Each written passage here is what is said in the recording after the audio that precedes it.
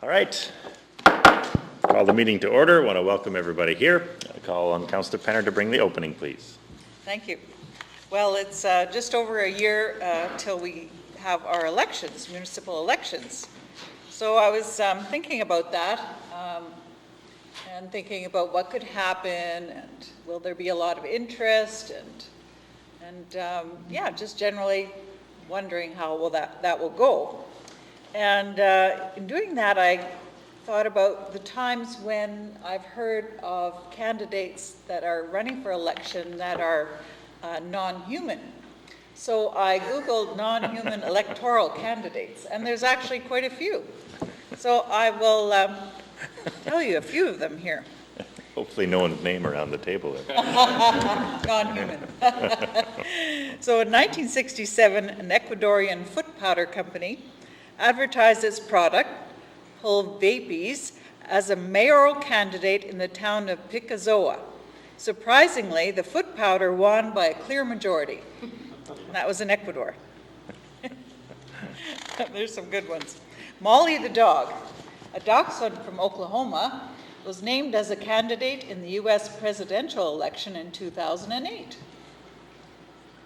Ed the sock, a sock puppet, who I kind of remember, attempted to run for the Fed Up Party during the Canadian federal election in 2011. And then there was Tuxedo Stan, a cat from Halifax, Nova Scotia, who was a mayoral candidate in the 2012 municipal elections representing the Tuxedo Party, a political movement aimed to improve the welfare of felines in the Halifax regional municipality because neglect isn't working. And then another one, in August 2014, 7-year-old Duke the dog won an election and became the new mayor of Cormorant, Minnesota. This actually happened.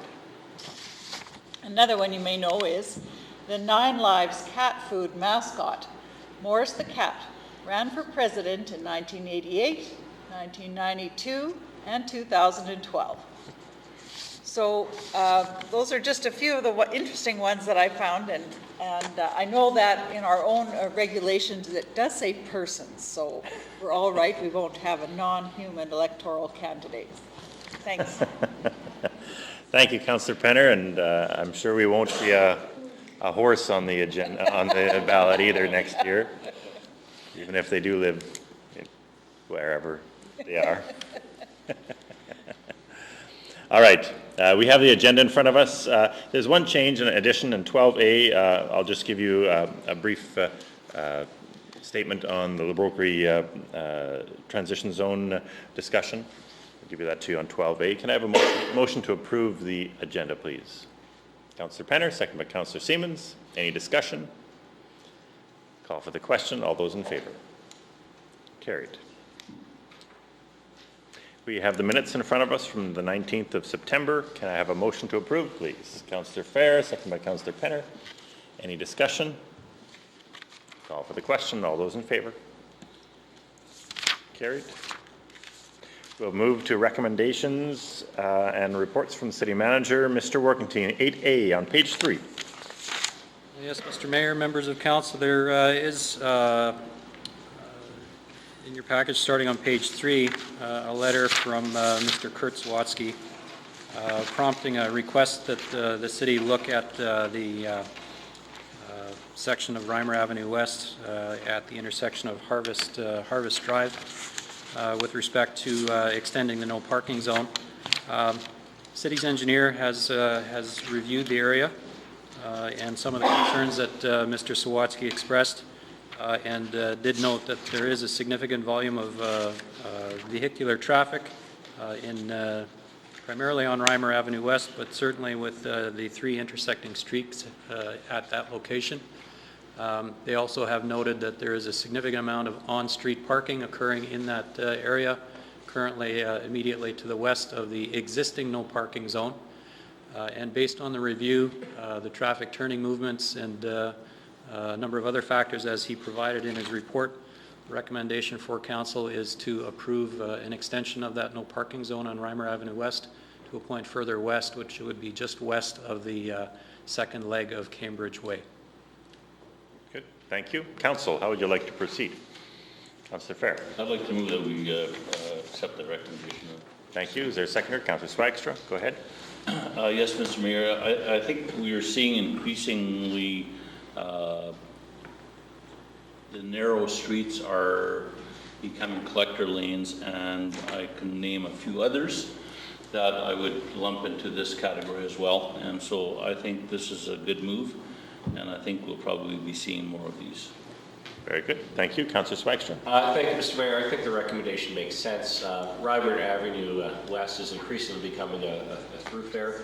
There are a lot of cars along there, and you can see that there are several streets that intersect with it.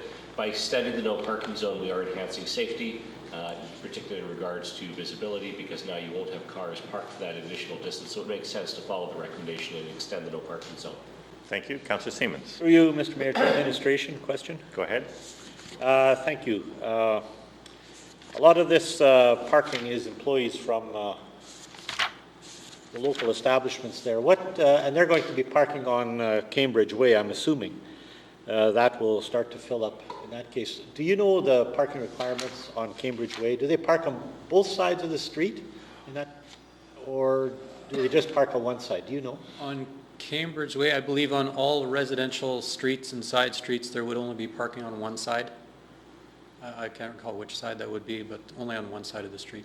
That's one concern that was raised in that area, that now those cars that are parking there, now they're just going to move over to the side streets, which are already crowded. But there was some concern that there was parking on both sides, but I'll continue to watch that, and I will I'll find out if there's anything that we need to do further, and I'll report that. Thank you. Further discussion? Anything in closing? No. Council, obviously, this is one of those areas that has gotten busier over the years. There's additional commercial areas there. There's additional residential that's feeding into those areas, and it makes sense to review these from time to time. When we do get requests from citizens, they are taken seriously. We do get them reviewed, and it's clear that sometimes that incites change. And so I'm pleased to move forward with the recommendation. Call for the question. All those in favor? Carried. This one is that as of when? That will be, Mr. Workentine, correct me if I'm wrong, but the change will occur when the signs go up. Is that correct? That's correct. The city will have to get underground locates before the signs can be put up. Very good. Thank you. All right. We then have 9A. We have the accounts payable in the back of the book. Can I have a motion, please? Councillor Funk, thank you. Second by Councillor Penner. Any discussion? Call for the question. All those in favor? Carried. Thank you. We have excavator licenses on page 8. So moved. Thank you. Moved by Councillor Siemens, seconded by Councillor Fair. Any discussion? No, sir. All right. Call for the question. All those in favor? You convinced me. Thank you.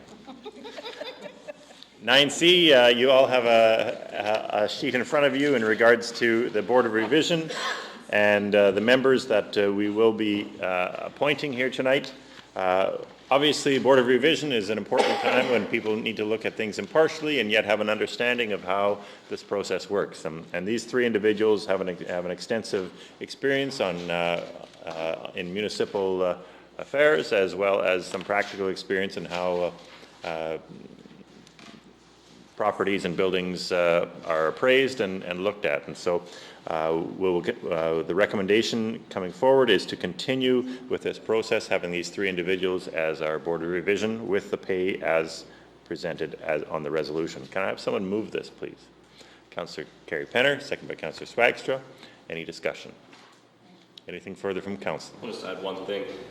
Just to note that for a long time, members of council sat as the Board of Revision, and I never thought that was a good idea because of the inherent conflict in being a councillor and being a member of the Board of Revision, where you're not a councillor when you're on that board. So I think it's a very good move the last few years to not have have members of council on there, but rather independent community members who have experience with how the city works. So I think this has been a positive thing, and I hope it continues in this way, that non-council members serve on the Board of Revision. Thank you. Further discussion?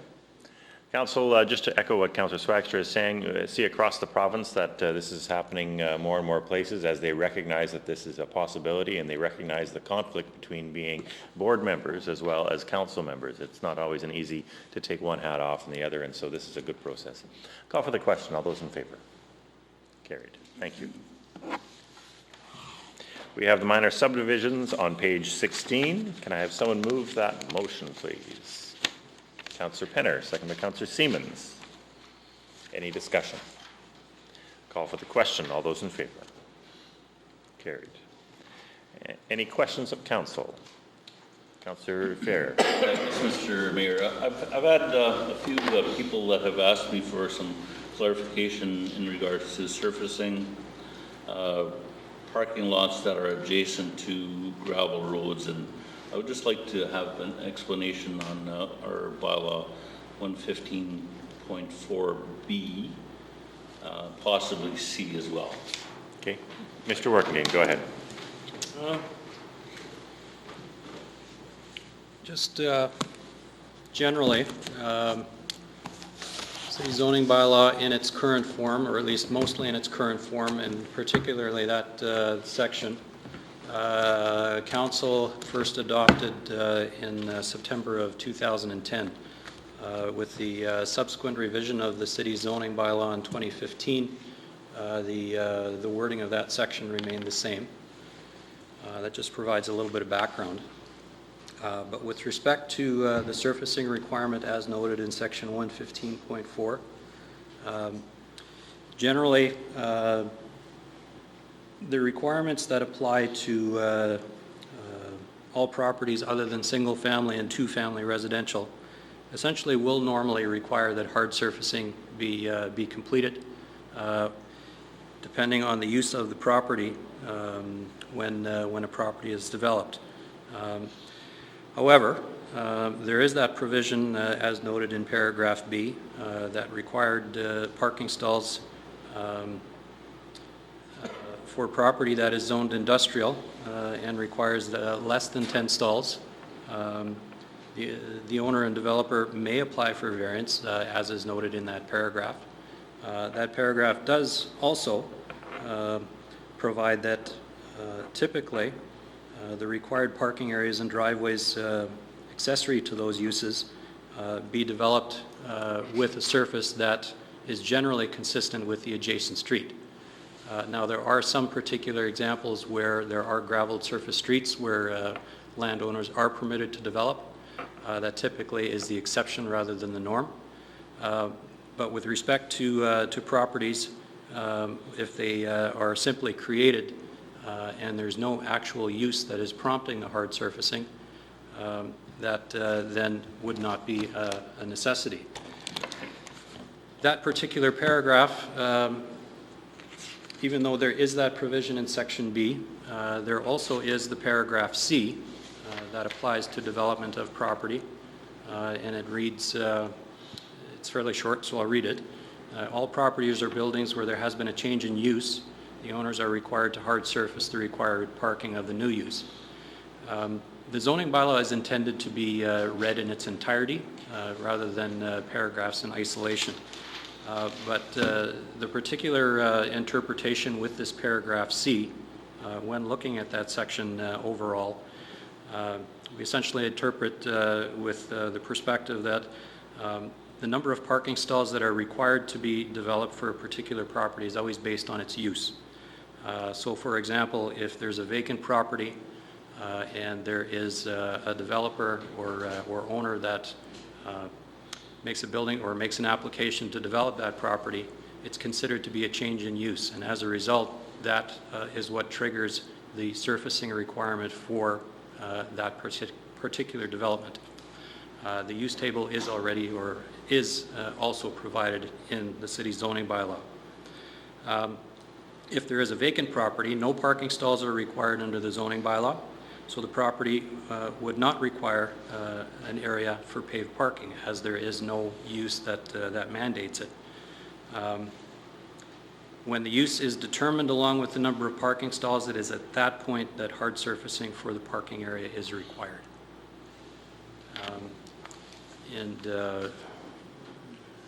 Unless there's particular or specific questions, I can certainly provide further explanation if you have it. Thank you. Councillor Fair, does that answer your question, or?